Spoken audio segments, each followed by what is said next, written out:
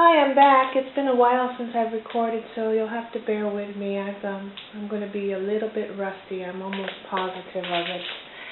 Anyway, what I'm going to do today is I'm going to show you how to make lasts.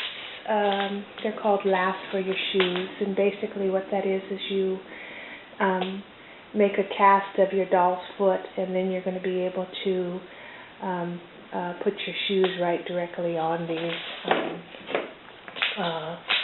doll feet. So they're pretty simple to make, but it's not going to be cheap because your initial layout is going to cost you some money. I put just a cord in here if you want to hang it, if you're going to have a piece that you want the shoe to dry on while you're holding your working on your doll shoes. You can put that little cord in there, or you can put a metal hook in there, or whatever you want to do. But this is a good way to get your shoes fitted properly without having to actually use your doll to do it. I experimented with a few different things. I used cocoa brown paint in this one, trying to get a tan looking, flesh looking. It does give you a different color, but you probably want to go more flesh tone than just cocoa brown, because it just looks like a nice coffee. I tried a couple different techniques. I was online looking at different recipes, and one of the recipes was to add, it's two parts Plaster of Paris, 1 part water, and then it was like, well, let me give you the recipe that I found online. It's 2 cups of Plaster of Paris, 1 cup of water, and a 1/4 cup of white glue, just regular Elmer's glue. I tried it with the glue, and I didn't really care for it because it left a residue on the doll's feet with the glue in the. So what I did is I just went straight to Plaster of Paris. This is straight plaster, and I got a much nicer, more detailed look. You can paint these. You can paint the toenails and make them a regular foot. And see how you got nice detail on the Plaster of Paris, but that's without using any of the glue in the mix. It's just plain Plaster of Paris and water, and I kind of like it better. I tried putting glitter paint in it, and that was a mistake because I can't get this to cure now, and every time I touch it, the plaster comes off, and so does the glitter. So if I was going to do this again, I'd make it totally Plaster of Paris and then just paint it with the glitter paint if I wanted glitter. So anyway, now I'm going to have to go wash my hands because it's full of glitter. So I'll be right back.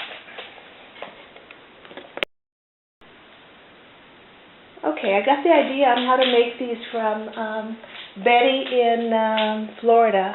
And what I did was I used the Amazing Mold Putty. It's $19.99 at Hobby Lobby. But if you use a 40% off coupon, it's like $11.58.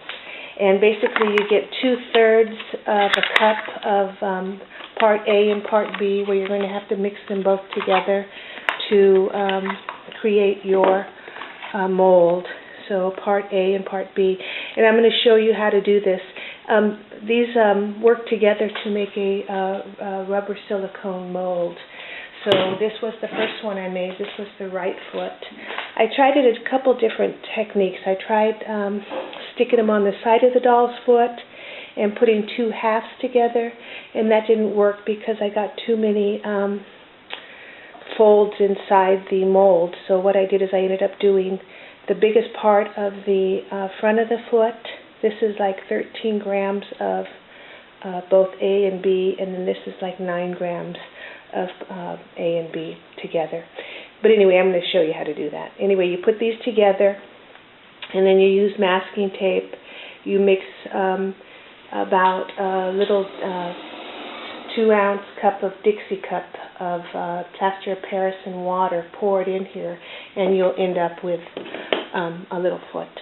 Okay, so let me talk a little bit about the Plaster of Paris. The Plaster of Paris, you can get them anywhere. It's Home Depot, Lowe's. This one is DAP, D-A-P, Plaster of Paris.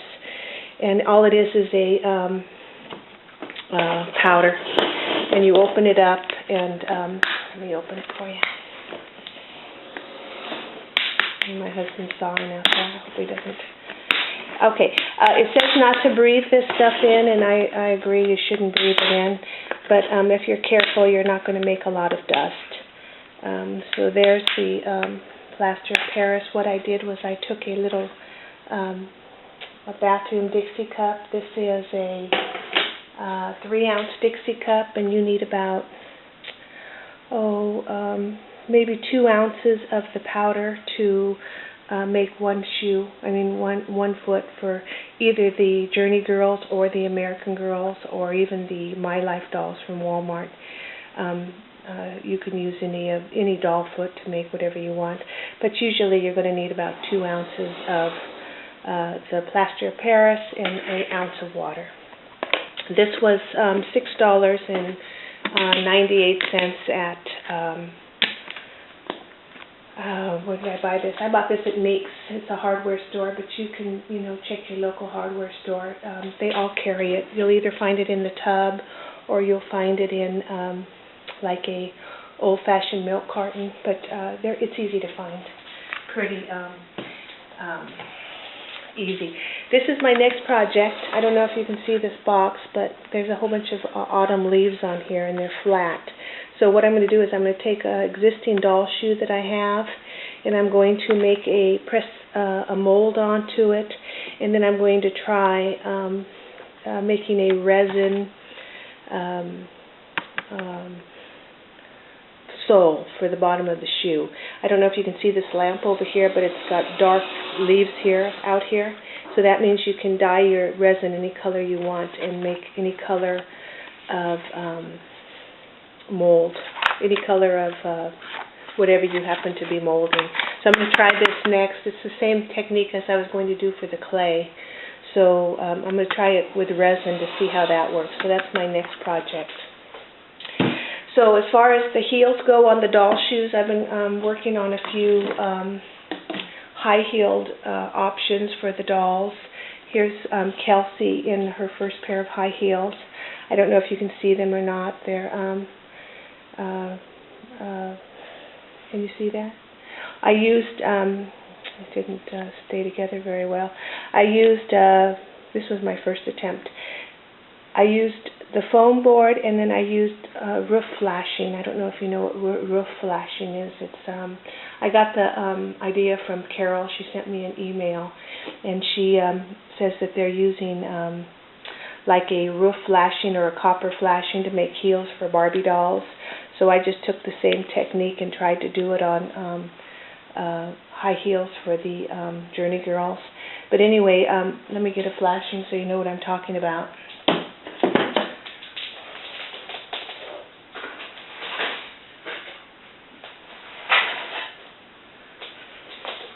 This is, let me see if you can see, this is roof flashing.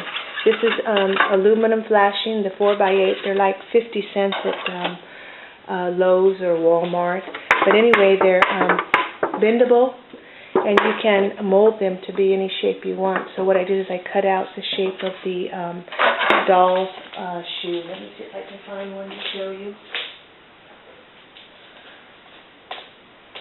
Well, I don't have it right now, but I'll show you when I actually do that video. Here's that first one I made that I made a mistake on. See, I tried to do it that way and it didn't turn out, so I did it the other way. So anyway, this is the flashing. I cut it out the shape of the actual shoe, and it's pliable. So you just glue it on, and then you can shape your soles into any shape that you want them to be in. And that's how I got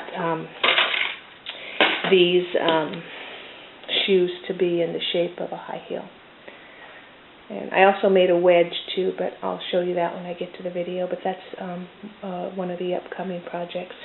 So anyway, I'm going to, since I did Kelsey's right foot, this time I'm going to do her left foot. And you can use any doll, and you don't have to worry about it hurting their feet. It's not going to hurt their feet.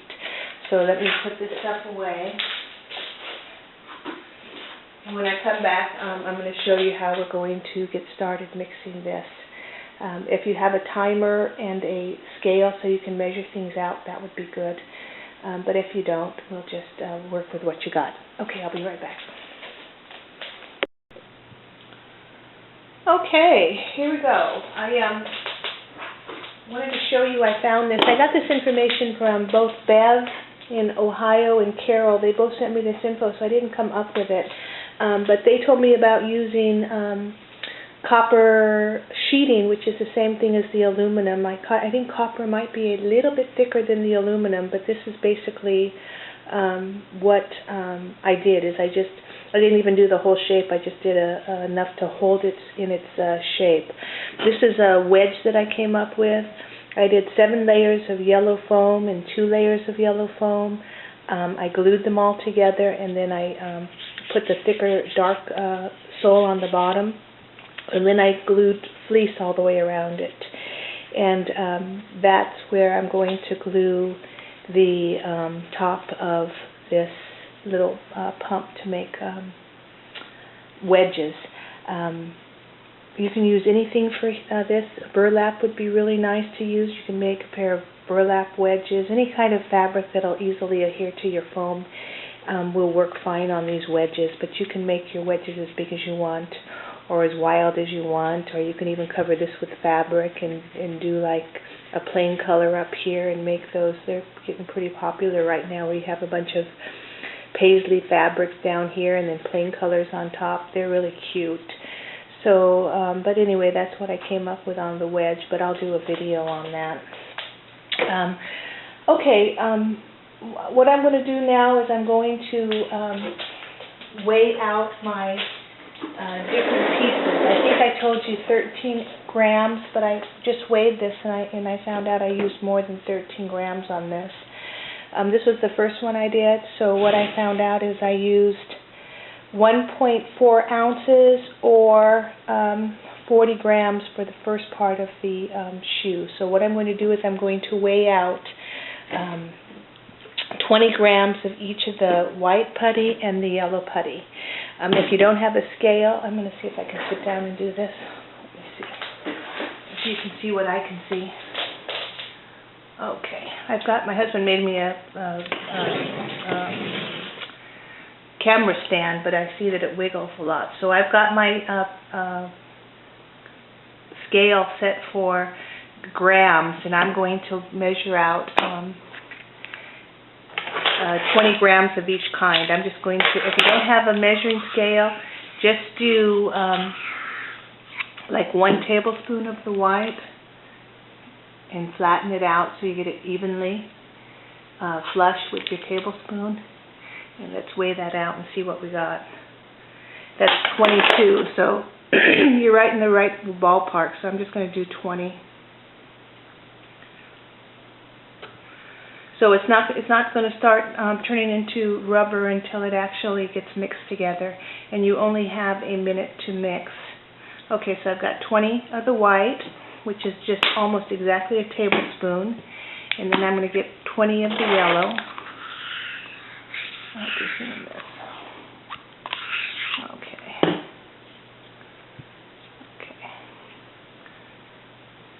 So that's 18, so I'm just going to dig a little bit more out of here.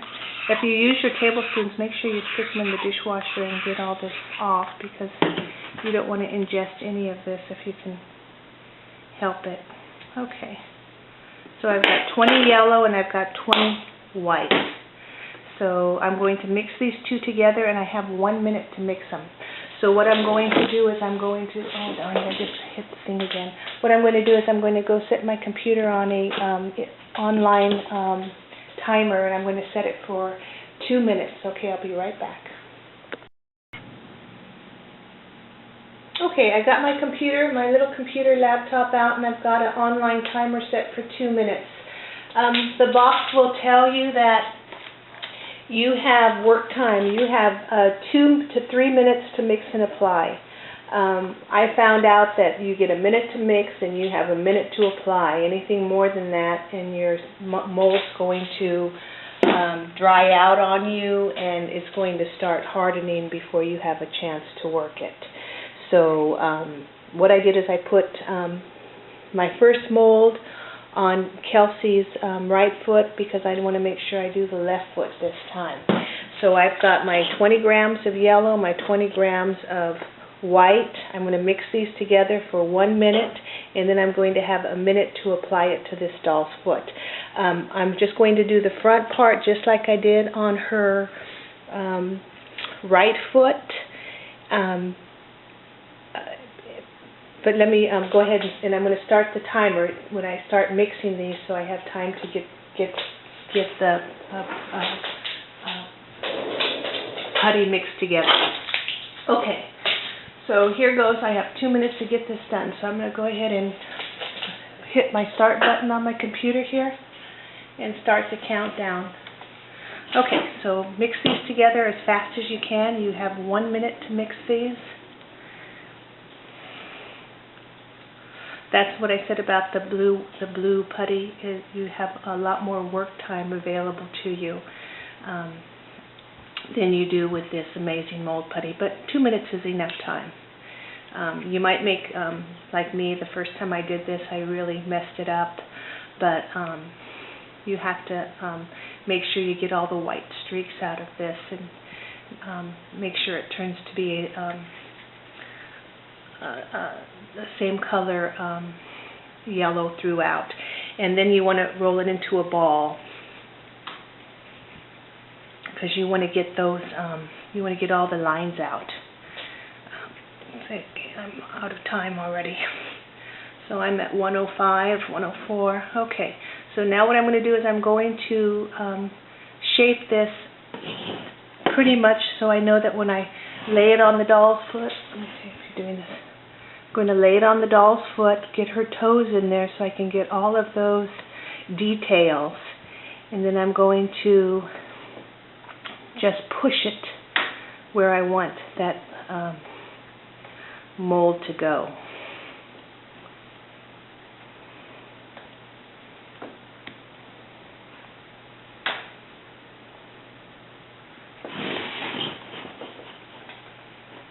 The nice thing about this, though, is if you do make a mistake and you make up too thin of a piece somewhere, you can go back and add a piece of putty to the top of it, and this putty will adhere to itself. This is what you didn't want to do. You didn't want to get all these lines in here.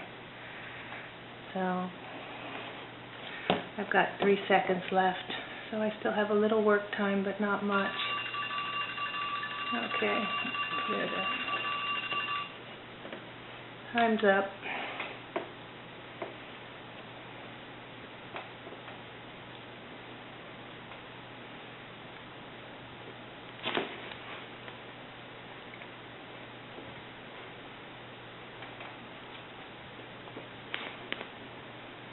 Hope I got her toes good. She's going to do a nice job on this one.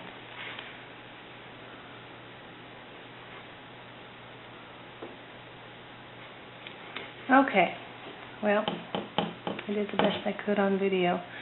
So let me, you have to let this cure now for, cure time on this is, before I remove it from her foot, is 15 to 20 minutes. That's your demold time. So we've done this half.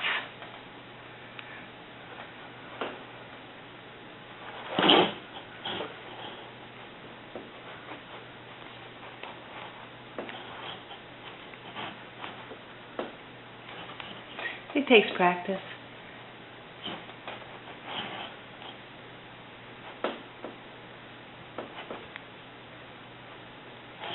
But yeah, my time's up. I'm going to go ahead and I'm going to take a little bit and I'm going to thicken that out because I don't think I got enough putty right here. So I'm just going to take my part A, part B, and make a little bit of ball, make a little ball, and then cover it, because like I said, this stuff will adhere to itself. Here and here.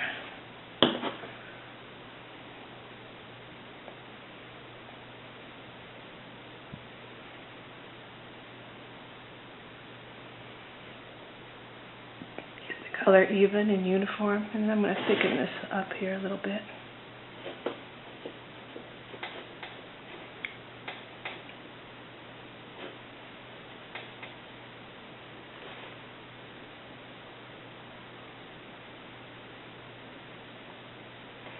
Okay, so I will be back in 20 minutes and we will demold this, and hopefully it's going to be a usable mold. Already it's getting hard as a rock. Okay, so let's go ahead and cover these back up, and I'll be back in about 20 minutes.